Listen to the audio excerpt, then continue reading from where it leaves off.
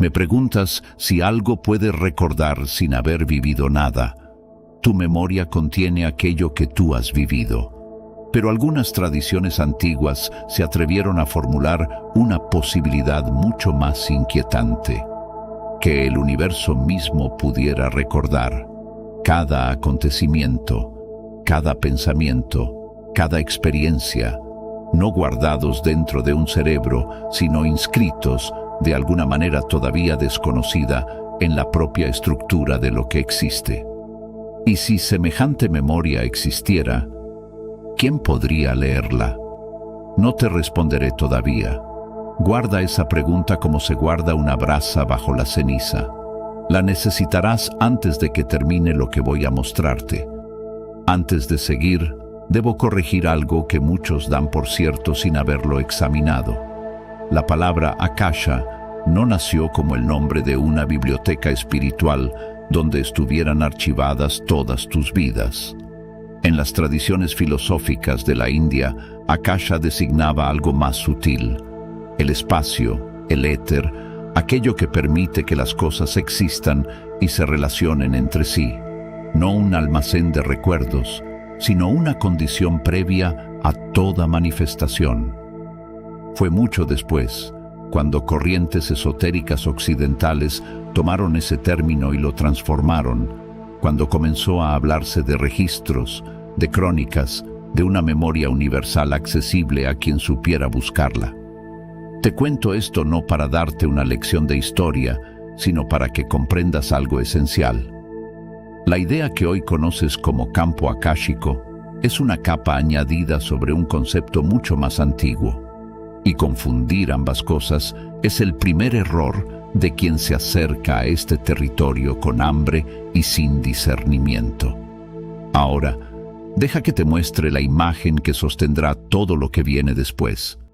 Una biblioteca contiene información porque alguien, alguna vez, escribió los libros que la llenan. Un cerebro contiene recuerdos porque procesos físicos los graban en su tejido.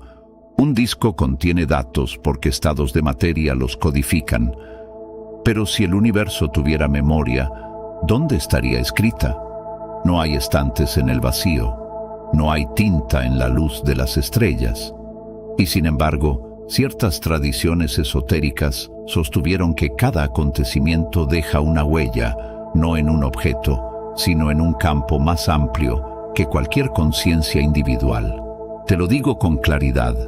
Esto es una concepción espiritual, una intuición metafísica, no un hecho comprobado. Quien te diga que la ciencia ha demostrado la existencia de los registros akáshicos o que la física cuántica los explica, te está vendiendo certeza donde solo hay misterio. Y el misterio, cuando se disfraza de certeza, deja de enseñarte.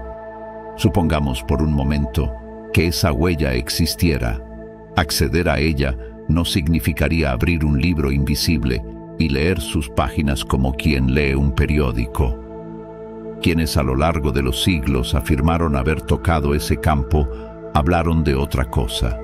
Imágenes que llegan sin ser llamadas, símbolos que se despliegan como si tuvieran voluntad propia, intuiciones repentinas, escenas que aparecen en el silencio de la contemplación, conocimientos que llegan enteros sin haber sido estudiados.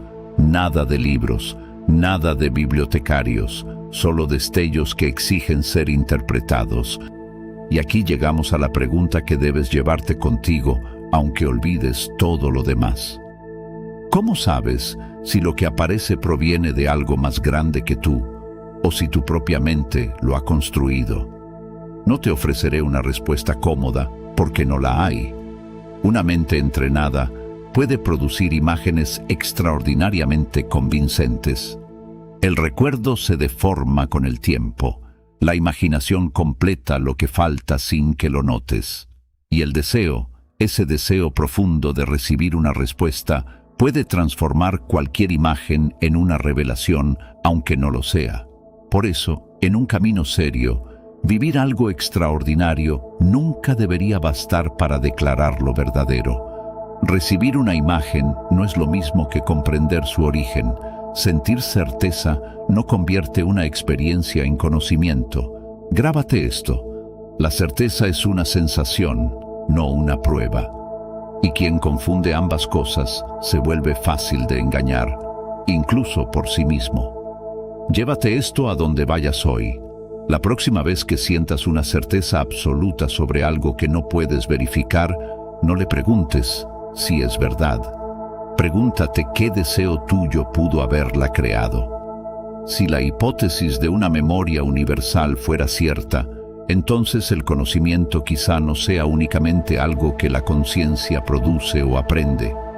También podría ser algo a lo que la conciencia accede, como quien recupera algo que ya estaba ahí. Esto no es una idea nueva.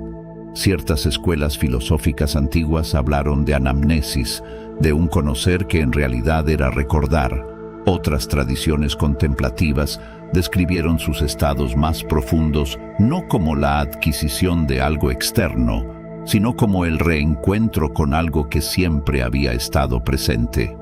No te diré que todas ellas enseñaban lo mismo, porque no es cierto, y forzar esa equivalencia sería traicionar la profundidad de cada camino. Pero sí puedo señalarte el hilo común, la sospecha de que aprender en su forma más elevada se parece más a un despertar que a una acumulación. Esto nos lleva inevitablemente a un territorio delicado. No hablo de vidas pasadas como tema central, porque ese es otro camino que recorreremos en otro momento. Hablo de algo más preciso. Si en el silencio de tu conciencia apareciera una escena que pareciera pertenecer a otra existencia, ¿cómo distinguirías entre un recuerdo genético, un símbolo del inconsciente, una construcción de tu imaginación y una supuesta percepción akáshica? La honestidad exige admitir que, en la mayoría de los casos, no puedes distinguirlo con certeza. Y esa incapacidad no es una derrota, es el comienzo del discernimiento verdadero. Se dice, y con razón, que un lago agitado no refleja correctamente el cielo. Muchas tradiciones contemplativas insisten en el silencio interior como condición para percibir con claridad. Pero no cometas el error de creer que aquietar la mente abre automáticamente las puertas de una memoria universal. La enseñanza es más exigente que eso. El silencio puede reducir el ruido que tú mismo generas, pero no resuelve el problema de interpretar correctamente lo que después aparece. Cuanto más extraordinaria sea una experiencia, mayor debería ser tu discernimiento, no menor. Este es uno de los errores más comunes en quienes recorren este camino. Confunden la intensidad de una experiencia con su veracidad, cuando en realidad son dos cosas completamente distintas. Hay una diferencia entre quien busca experiencias y quien busca comprensión. El buscador que apenas comienza desea visiones, quiere sentir que algo extraordinario le ha ocurrido. El que ha caminado más lejos empieza a preguntarse, ante cualquier experiencia, ¿qué significa, de dónde proviene y qué transformación produce en él? Una visión asombrosa que solo alimenta tu fascinación puede valer menos, espiritualmente, que una comprensión sencilla que cambia para siempre tu manera de mirar. Recuerda esto la próxima vez que persigas lo espectacular. Lo que transforma tu vida rara vez llega con fuegos artificiales.